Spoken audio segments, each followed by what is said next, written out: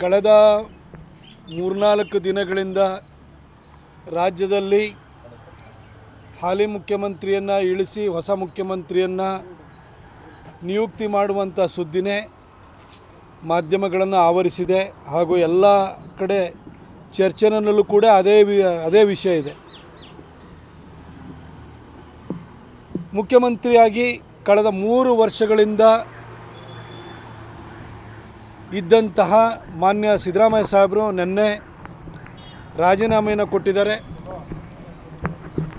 ಮಾಧ್ಯಮಗಳ ವರದಿಯಂತೆ ಇನ್ನು 1-2 ದಿನಗಳಲ್ಲಿ ಡಿ.ಕೆ. ಶಿವಕುಮಾರ್ ಅವರು ಹೊಸ ಮುಖ್ಯಮಂತ್ರಿಯಾಗಿ ಪ್ರಮಾಣ ವಚನವನ್ನು ಸ್ವೀಕರಿಸುವಂತಹ ಒಂದು ಸಂದರ್ಭ ಎದುರಾಗುವಂಥದ್ದು ಕಾಣಿಸ್ತಾ ಇದೆ. ಕಳೆದ 3 ವರ್ಷಗಳಿಂದಲೂ ಕೂಡ ಸಿದ್ದರಾಮಯ್ಯ ಸಾಹೇಬರ ಸರ್ಕಾರದ ಬಗ್ಗೆ ಸಾಕಷ್ಟು ಟೀಕೆ ಟಿಪ್ಪಣಿಗಳನ್ನು ಮಾಡಿದ್ದೀನಿ.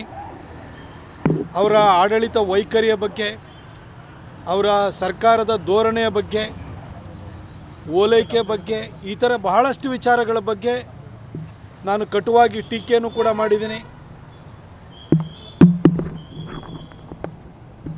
ಆದರೆ ಅವರಿವತ್ತು ರಿಸೈನ್ ಮಾಡಿ ಕುರ್ಚಿಯನ್ನು ಡಿ.ಕೆ. ಶಿವಕುಮಾರ್ ಅವರಿಗೆ ಬಿಟ್ಟುಕೊಡ್ತಾ ಇರುವಂಥ ಈ ಸಂದರ್ಭದಲ್ಲಿ ನಾನು ಖಂಡಿತ ಯಾವುದೇ ಅಬದ್ಧದ ಮಾತನಾಡಲಿಕ್ಕೆ ಹೋಗೋದಿಲ್ಲ. ಯಾಕಂದರೆ ಅವರು ಆಡಳಿತದಲ್ಲಿದ್ದಾಗ ಏನೇನು ಹೇಳಬೇಕು, ಏನೇನು ಟೀಕೆಗಳನ್ನ ಮಾಡಬೇಕು ಇವೆಲ್ಲ ಮಾಡಾಗಿದೆ. 3 ವರ್ಷಗಳ ಹಿಂದೆ ಮುಖ್ಯಮಂತ್ರಿ ಆದಾಗ ಭಾಳ ಸಡಗರ ಸಂಭ್ರಮದಿಂದ ಅಧಿಕಾರವನ್ನು ವಹಿಸ್ಕೊಂಡಿದ್ದರು, ಮುಖ್ಯಮಂತ್ರಿಯಾಗಿ ಜವಾಬ್ದಾರಿಯನ್ನು ವಹಿಸ್ಕೊಂಡಿದ್ದರು. ನಿನ್ನೆ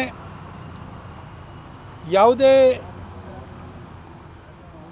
ರಂಪ ರಗಳೆಗಳಿಲ್ಲದೆ ಗೌರವಯುತವಾಗಿ ಆ ಚೇರನ್ನು ಬಿಟ್ಟು ಕೂಡ ಕೆಳಗಿಳಿದಿದ್ದಾರೆ.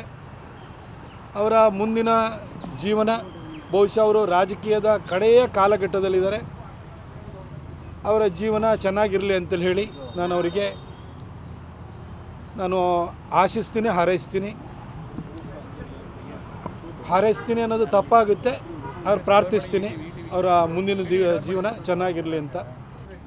ಕಳೆದ 3-4 ದಿನಗಳಿಂದ ರಾಜ್ಯದಲ್ಲಿ ಹಾಲಿ ಮುಖ್ಯಮಂತ್ರಿಯನ್ನು ಇಳಿಸಿ ಹೊಸ ಮುಖ್ಯಮಂತ್ರಿಯನ್ನು ನಿಯುಕ್ತಿ ಮಾಡುವಂಥ ಸುದ್ದಿನೇ ಮಾಧ್ಯಮಗಳನ್ನು ಆವರಿಸಿದೆ ಹಾಗೂ ಎಲ್ಲ ಕಡೆ ಚರ್ಚೆನಲ್ಲೂ ಕೂಡ ಅದೇ ವಿಷಯ ಇದೆ. ಮುಖ್ಯಮಂತ್ರಿಯಾಗಿ ಕಳೆದ 3 ವರ್ಷಗಳಿಂದ ಇದ್ದಂತಹ ಮಾನ್ಯ ಸಿದ್ದರಾಮಯ್ಯ ಸಾಹೇಬರು ನಿನ್ನೆ ರಾಜೀನಾಮೆಯನ್ನು ಕೊಟ್ಟಿದ್ದಾರೆ. ಮಾಧ್ಯಮಗಳ ವರದಿಯಂತೆ ಇನ್ನು 1-2 ದಿನಗಳಲ್ಲಿ ಡಿ.ಕೆ. ಶಿವಕುಮಾರ್ ಅವರು ಹೊಸ ಮುಖ್ಯಮಂತ್ರಿಯಾಗಿ ಪ್ರಮಾಣ ವಚನವನ್ನು ಸ್ವೀಕರಿಸುವಂತಹ ಒಂದು ಸಂದರ್ಭ ಎದುರಾಗುವಂಥದ್ದು ಕಾಣಿಸ್ತಾ ಇದೆ. ಕಳೆದ 3 ವರ್ಷಗಳಿಂದಲೂ ಕೂಡ ಸಿದ್ದರಾಮಯ್ಯ ಸಾಹೇಬರ ಸರ್ಕಾರದ ಬಗ್ಗೆ ಸಾಕಷ್ಟು ಟೀಕೆ ಟಿಪ್ಪಣಿಗಳನ್ನು ಮಾಡಿದ್ದೀನಿ.